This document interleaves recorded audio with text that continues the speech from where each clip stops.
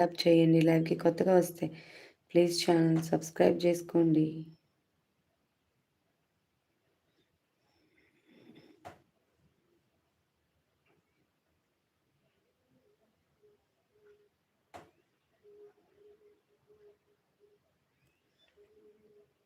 అబ్దుల్ గారు హాయ్ అండి. Good morning అండి. Welcome to live.